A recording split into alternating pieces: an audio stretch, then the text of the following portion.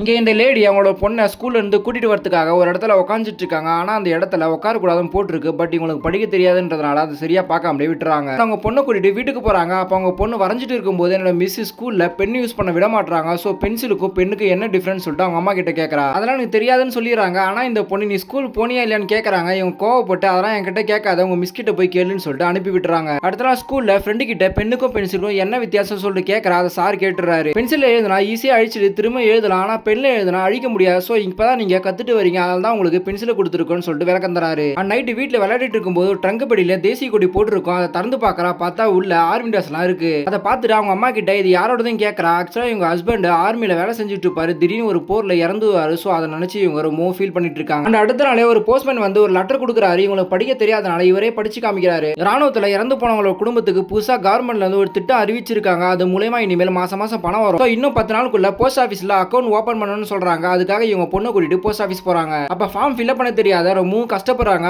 பக்கத்துல இருக்க ஒருத்தர் ஹெல்ப் பண்றாரு. அப்ப கையெழுத்து போட சொல்றாங்க. இவங்க கை நாட்டு வைக்கிறாங்க. அதை பார்த்த இந்த பொண்ணு சைன் போட வேண்டிய இடத்துல ஏமா நீ கைரேகை வைக்கிறேன்னு சொல்லிட்டு கேட்கறாங்க. ஆனா இவங்க கோவமா வீட்டுக்கு கூட்டிட்டு வந்துடுறாங்க. அண்ட் நெக்ஸ்ட் டே இதை பத்தி டீச்சர் கிட்ட கேட்கறாங்க. அவங்களுமே எழுத படிக்க தெரியாத இருந்தாதான் கைரேகை வைப்பாங்க. எழுத படிக்க தெரிஞ்சா சைன் போடுவாங்கன்னு சொல்லிட்டு விளக்கம் தராங்க. இப்ப இந்த பொண்ணு கிளாஸ்ல ஃபர்ஸ்ட் ரேங்க் எடுக்கிறா. ரேங்கர்ல சைன் வாங்க சொல்லி இந்த பொண்ணு கிட்ட கொடுத்து அனுப்புறாங்க. இந்த பொண்ணுமே அவங்க அம்மா கிட்ட கொடுக்குறா. ஆனா இவங்க அந்த பெண்ணோட மயில கைரேகை வைக்கலாம்னு சொல்லிட்டு ட்ரை பண்றாங்க. அதை பார்த்த இந்த பொண்ணு கோவப்படுறா. அண்ட் அடுத்தால இவங்க ஃப்ரெண்ட்ஸ் எல்லாருமே சைன் போட ரேங்க் கார்டு கொடுக்குறாங்க. இந்த பொண்ணு கைரேகை வச்ச ரேங்க் கார்டு கொடுக்குறா. அதை பார்த்து இவங்க ஃப்ரெண்ட்ஸ் எல்லாம் சிரிக்க ஆரம்பிச்சிடறாங்க. இப்போ இந்த பொண்ணோட அம்மா ஸ்கூல்ல இருந்து கூட்டிட்டு போக இங்க வராங்க. அதை பார்த்து அவங்க ஃப்ரெண்ட்ஸ் எல்லாம் சேர்ந்து கைரேகை வச்ச அம்மான்னு சொல்லிட்டு கலாய்க்கிறாங்க. அதை பார்த்து இவங்க ரொம்ப ஃபீல் பண்றாங்க. ஆனா நைட்டே இவங்க பொண்ணோட பேக்ல இருந்து புக்லாம் எடுத்து படிக்கலாம் ட்ரை பண்றாங்க. இவங்களால முடியாது போகுது. அதை பார்த்து இந்த பொண்ணு ரொம்ப ஃபீல் பண்ணி இனிமேல் நம்ம அம்மாக்கு அப்படி இருக்கக்கூடாதுன்னு சொல்லிட்டு சொல்லி கொடுக்க ஆரம்பிக்கிறா. ஒவ்வொரு நாளும் இந்த பொண்ணு அவங்க அம்மாக்கு படிக்க சொல்லி கொடுத்து எதுவும் கத்து கொடுத்துறா. இப்போ திரும்பவும் போஸ்ட் ஆஃபீஸ் போறாங்க. ஆனா இவங்க கைரேகை வைக்கலாம்னு சொல்லிட்டு ட்ரை பண்றாங்க. அதை பார்த்த பொண்ணு இங்க கைரேகை வேணா நீங்க பெண்ணிலே சைன் போடுன்னு சொல்லிட்டு பெண்ணை வாங்கி சைன் போட வைக்கிறா. அந்த ஸ்கூல் கிட்ட ரெகுலரா இவங்க உட்கார இடத்துல இன்னொருத்தவங்க உட்காந்துருப்பாங்க. அப்பதான் இதை படிச்சு பாக்குறாங்க. இங்க உட்கார கூடாதுன்னு போட்டிருக்கோம். அதை அவங்களுக்கு சொல்லி அங்க வந்து எழுந்து வைக்கிறாங்க. இப்போ அவங்களுக்குமே படிக்க தெரியாத இருக்கும். சோ இந்த பொண்ணு அவங்க அம்மாவுக்கு சொல்லி கொடுத்த புக்கை இவங்க கிட்டையும் கொடுத்துட்டு போறாங்க.